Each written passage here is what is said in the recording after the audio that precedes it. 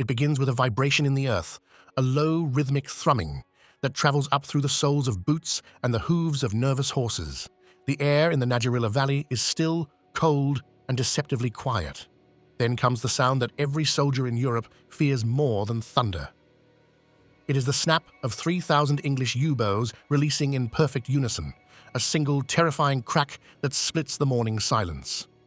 The sky, which moments ago was a pale, innocent blue, suddenly turns black.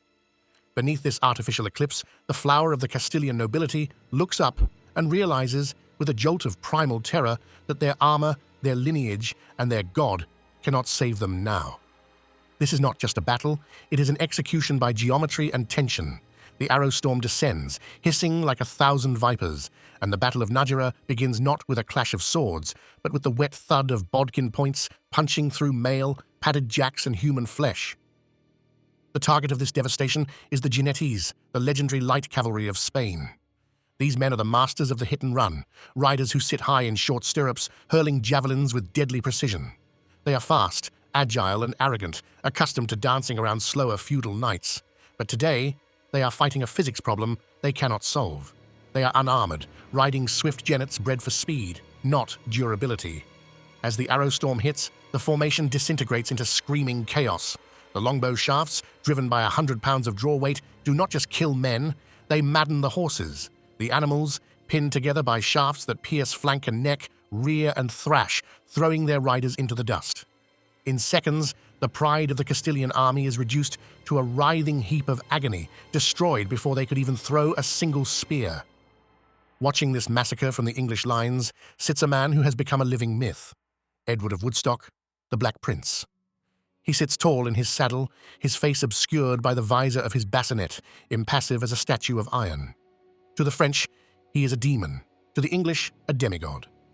He is the victor of Crécy and Poitiers, the man who captured a king of France and humbled an empire. Today, April 3rd, 1367, marks the zenith of his military genius. He has brought an army across mountains and oceans to stand on this dusty plain in La Rioja. But beneath the plate armor, the legend is just a man driven by pride, boredom, and a dangerous addiction to glory. He looks at the carnage he has unleashed and sees victory. He does not yet see the invisible price tag attached to every drop of blood spilling onto Spanish soil. To understand why an English prince is slaughtering Spaniards 400 miles from home, you have to look at the map of Europe. It is a chessboard, and Castile is one of its most powerful pieces. This is a proxy war. The Kingdom of Castile possesses something England desperately fears and France desperately wants: a navy. The Castilian galley fleet is a maritime superpower capable of sweeping the English Channel and strangling the trade routes to Bordeaux. For years, France has backed a pretender to the Castilian throne, a charismatic bastard named Enrique of Trastámara. With French gold and French mercenaries, Enrique has usurped the crown, exiling the legitimate king, Pedro Bourboulon. For England, this is a nightmare scenario. A French-aligned Castile means the end of English power in Aquitaine. The Black Prince is not just fighting for a friend, he is fighting for the survival of his own principality. But the man the prince has come to save, Pedro I, is a monster in royal robes. They call him Pedro the Cruel, and he has earned the name. He murders his brothers and executes his wives, a tyrant who has alienated nearly every noble house in his kingdom. When he arrived at the Black Prince's court in Bordeaux, a refugee dripping with jewels but lacking an army, the prince's advisors warned him. They said Pedro was a serpent, that he would bite the hand that fed him. But Pedro made a promise. He promised gold, mountains of it. He signed a treaty pledging to pay the full wages of the English army, to cover every expense of the campaign, and to cede vast territories to England. The Black Prince, seduced by gold and the chance to crush his French rivals again, shook the devil's hand. The road to Nájera was paved with misery. To reach the battlefield, the Black Prince had to achieve the logistical impossible. It was February, the dead of winter, when he ordered his army to cross the Pyrenees. They marched through the Roncesvalles Pass, a place of dark legend where Charlemagne's rearguard had been annihilated centuries earlier. The mountain path was so narrow that men had to march single file, slipping on ice-slicked rocks, battered by freezing winds that turned breath to frost in their beards. Thousands of horses, wagons, and armored men crawled like a black snake through the white hell of the peaks. It was a feat of endurance that broke weaker men, a testament to the iron discipline the prince commanded. Once in Spain, the glamour of war stripped away, leaving only hunger. The Castilian winter was harsh, and the local lords, terrified of Enrique, locked their granaries. The English army, the finest fighting force in Christendom, was reduced to scavenging for crusts and drinking sour wine. They camped in rain-soaked fields, their clothes rotting on their backs, waiting for a battle that refused to come. Enrique of Trastámara was advised by Bertrand de Guesclin, the Eagle of Brittany, a commander who understood the prince too well. "Wait," he warned. "Let them starve. The winter will kill them for us." It was perfect strategy, but Enrique was a usurper, insecure on his stolen throne, and he needed a king's victory to legitimize his rule. Pride is the architect of defeat. Ignoring du Guesclin's warnings, Enrique marched to Najera and crossed the Najera River, deploying his army on the eastern bank. It was a fatal mistake. By placing a deep river at his back, he cut off his own retreat. He put his army in a bottle and handed the cork to the Black Prince. He faced west, watching the main road from Navarrete, expecting the English to approach head-on like knights at a tournament. He assumed hunger would make them clumsy. He forgot that he was facing a predator who hunted in silence. At 3 a.m, while the Castilian camp slept, the English army moved. The prince ordered a night march, a maneuver so dangerous that a single trumpet blast could unravel everything. 10,000 men crept north through broken ground, skirting the Cerro de Cuento hills in total darkness.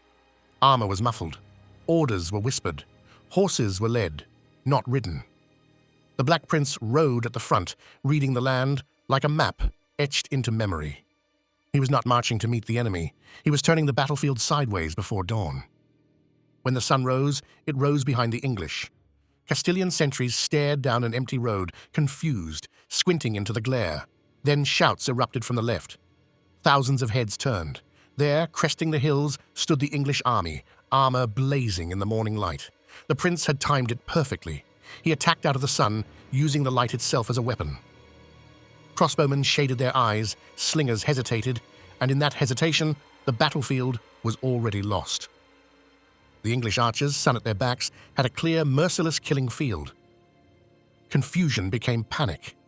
Enrique's army was facing the wrong direction. Officers screamed orders that collided and dissolved in the noise. Formations tangled, horses smashed into infantry, men stumbled over vineyard stakes and abandoned shields. This was the moment the Black Prince had engineered. He raised his hand, and the English line advanced with terrifying discipline. Thousands of armored feet struck the earth in unison. The ground itself seemed to move. "Advance," the order rang out, "in the name of God and St. George." Desperate to buy time, Enrique's brother Don Tello unleashed the jinetes. It was courage bordering on madness. The light cavalry surged forward, screaming, javelins raised, racing toward a wall of sharpened stakes and silent bows. The archers waited, feeling the immense tension in their yew staves, judging distance by instinct alone. They waited until the horses filled their vision. Then came the command. Loose. The air vibrated. Arrows fell in sheets. It was not combat, it was mechanized slaughter. The aftermath was carnage. Horses collapsed in screaming piles, skewered and blinded. Riderless mounts bolted back through their own lines, spreading chaos like fire. Don Tello watched his division dissolve in moments and lost his nerve. He turned and fled. The entire left wing went with him. The Castilian flank lay naked. English archers stepped forward, loosing into the exposed mass. The arrow storm became a crossfire, and death came from angles no shield could cover. At the center, the fight hardened into iron. Bertrand du Guesclin and his French mercenaries stood their ground. These were veterans who did not run. They fought on foot, axes, and shortened lances, crashing into the English vanguard led by John of Gaunt and Sir John Chandos. This was the push of pike, a suffocating press where men were crushed so tightly they died standing. Banners tangled. Armor rang. For a moment, the English line bent under the ferocity of the assault. The Black Prince saw the opening. With the French pinned and the flank shattered, he committed his reserves. The English wings folded inward, closing like a steel trap. Gascon troops slammed into the French sides. Du Guesclin's men were surrounded, compressed into a killing box where courage no longer mattered. Archers dropped their bows, drawing swords and hammers, joining the slaughter. Numbers meant nothing when no one could swing. Enrique hurled his last hope forward, leading the Castilian heavy cavalry himself. It changed nothing. The English line held. Fresh men-at-arms surged forward, and the Castilian will collapsed. Retreat turned to rout. The army fled toward the only escape, the narrow bridge over the Nájera. It became a funnel of terror, jammed with men, horses and wagons, all screaming to cross at once. At the river, the pursuit became annihilation. English cavalry cut down fleeing infantry. Men were shoved from the bridge, falling into cold water, armor dragging them under. The Nájera ran red, bodies piled against the bridge supports until the dead formed a dam. Chroniclers would claim a man could cross dry-shod on corpses. Amid the wreckage, Bertrand du Guesclin was captured, battered and exhausted, surrendering to Sir John Chandos, the greatest prize of the field. That night, amid the groans of the wounded, victory curdled. Pedro the Cruel arrived, eyes blazing, demanding the execution of captured nobles, his enemies. He wanted blood, not ransom. The Black Prince refused. Chivalry and profit still mattered to him. The tension in the tent was suffocating. Pedro stormed out, riding south to Seville, promising payment. The prince watched him go, already sensing betrayal. The gold never came. The English army lingered through the Castilian summer, starving and sick, water fouled, discipline frayed. Then the prince himself fell ill. Dysentery tore at him. Dropsy swelled his limbs. The conqueror was reduced to a trembling invalid. He returned to Aquitaine broken and bankrupt.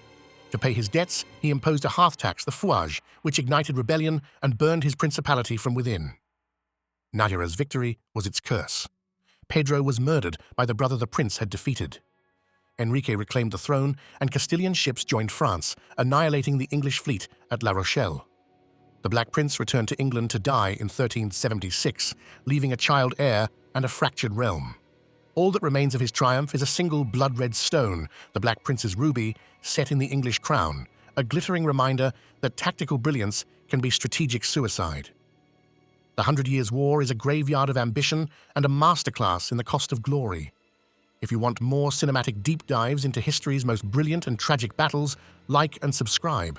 And tell us, was the Black Prince a tactical genius or a strategic fool?